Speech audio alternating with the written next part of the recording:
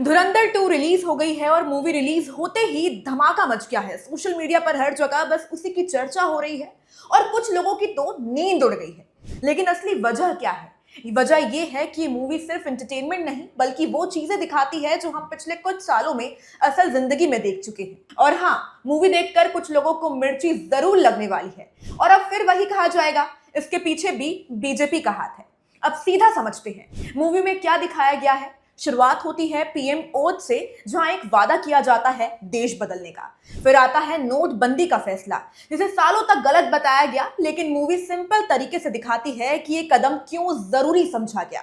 फिर आता है यूपी मॉडल, जहां माफिया मिट्टी में मिल गए। ये सिर्फ डायलॉग नहीं बल्कि ग्राउंड रियलिटी दिखाई गई है और इसी से जुड़ा है अतीक अहमद वाला एंगल।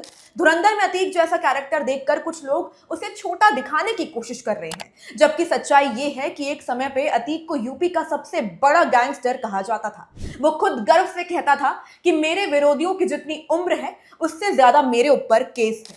यानी ये कोई छोटा मोटा नाम नहीं था और जब ऐसे लोगों पर एक्शन होता है तो उसका असर ग्राउंड पर दिखता है।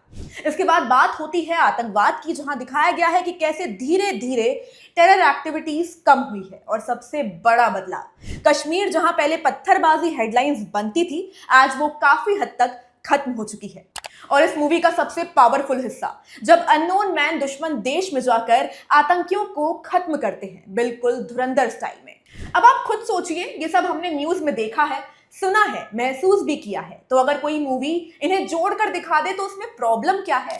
लेकिन प्रॉब्लम कुछ लोगों को बहुत है, क्योंकि ये मूवी उनके बनाए हुए नैरेटिव को चैलेंज करती है। अब वही लोग कहेंगे कि ये प्रोपेगेंडा है, ये एजेंडा है। पर सवाल ये है कि अगर ग्राउंड पर बदलाव दिख रहा है तो उसे दिखाना गलत कैसे हो गया?